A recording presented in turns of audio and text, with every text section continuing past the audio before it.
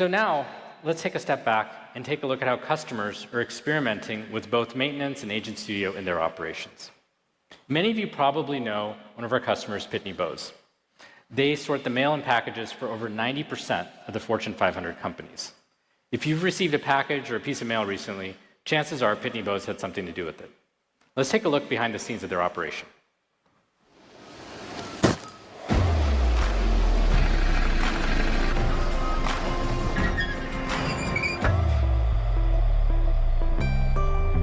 Pitney Bowes is a global shipping and mailing technology company. We are over a 100-year-old company.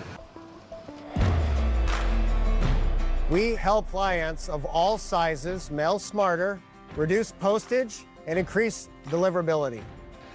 We process over 15 billion pieces a year. There's a lot to how mail moves, how it's created, how it's sorted, how it gets from North Carolina to South Dakota. It truly is supply chain at its finest. Every day is different. Something's always can happen, weather conditions, traffic, delays. So most important thing is to stay calm and try to focus on solving a problem. I feel like we are provided with good technology and good equipment, and that makes a big difference for us to feel comfortable every day at work. We have partnered with Samsara since 2020. We are not scared to enter into betas. We love to engage with Samsara from a partnership perspective, and we get a seat at the table. We want our managers spending more time with our drivers and less time behind the desk. We want our managers talking with them, asking them about their families, asking them about how they did this weekend. Retention is the key. Without the drivers behind the seat, we don't work here. This AI, this automation, this is going to bridge that gap. And if we could bridge between tech and practical application, that's where we really win.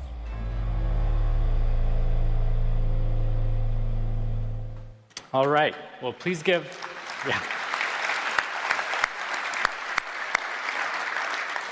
Please give a warm welcome to the Director of Network Solutions at Pitney Bowes, Michael Keller.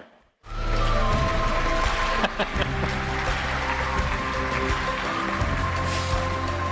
love it. All right. So, Michael, we're here in Vegas. Yes, we are. It might be fun to start with a magic trick.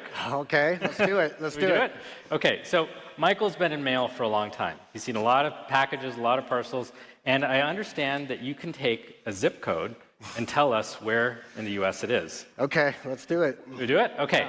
So I'm going to give you a number. Okay. You tell us where it is, okay? 94107. Put me on the spot like that, five digit, huh? No pressure. Well, so since you asked me, I'm going to take you guys through a postal study.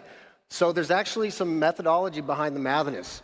So think about the U.S., right? We have the East Coast going into the Ohio Valley and west, right?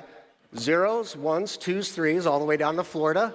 As we shift over to the heartland, 4, 5, 6s, 7s. Where's my Texas people at? 8s and 9s.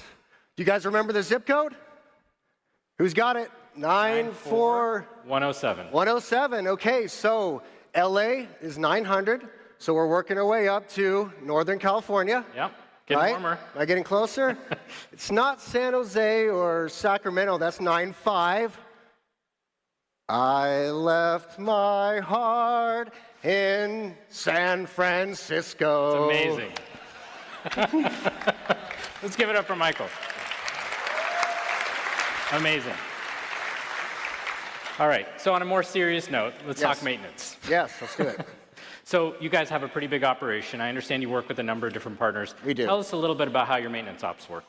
So this is going to resonate with most of you.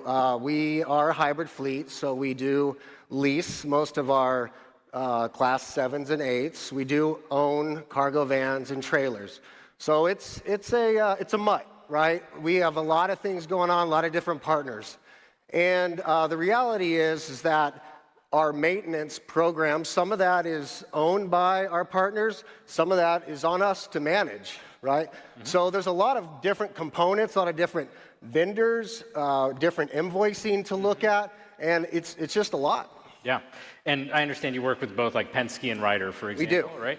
And do you guys use the maintenance insights, like the fault codes that I showed earlier? Oh, absolutely, 100%. So, you know, some of the things that you brought up around maintenance and fault code insights has really unlocked great potential for our organization. I would say that kind of going back to the financial, right? So what is our total cost of operation? It's really hard to understand at the end of the day where we're doing well and where we're not doing so well, especially when you have 30 or operating centers and over 300 vehicles with different makes and models. What is the right fit? Yeah. The fault codes, the maintenance has really given us predictive analytics around our decision making, which ultimately makes us more successful.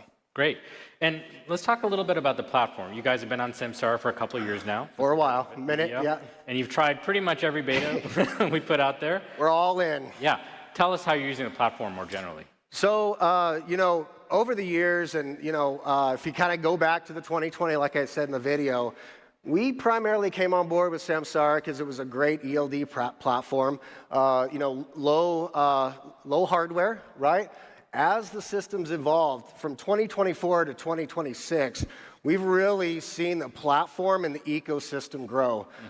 All of us understand the challenges each of our managers and each of us in the back office face. We've got too many platforms. At the end of the day, we don't need another login. We don't need another system to learn.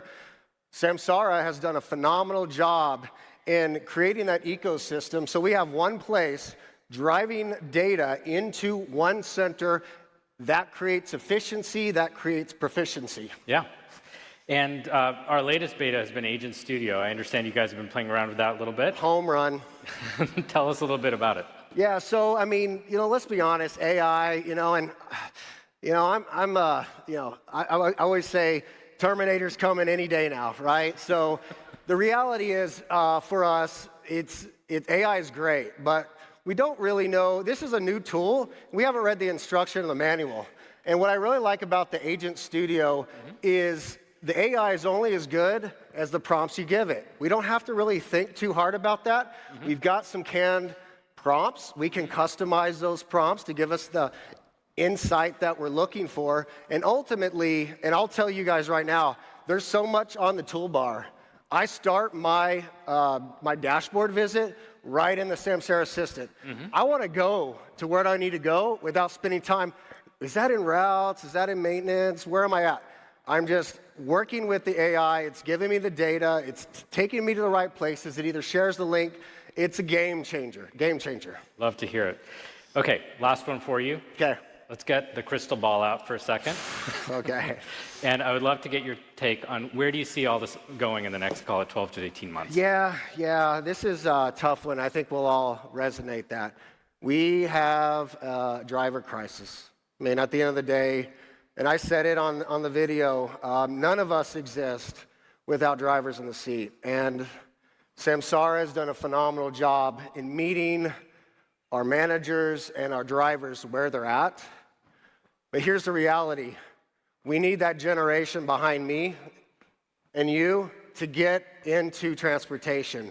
And my boys, I've got 4 of them, and they don't get their mail like I tell them that they need to get. But the reality is they are into tech. Tech is cool. And this is what Samsara has done. We're taking transportation into the next age, and this technology should be attractive to this new generation behind us. And that's a problem that we need to face head on. But the reality is, it's all of our concern, and we need to spend time trying to invest in those technologies for that future generation.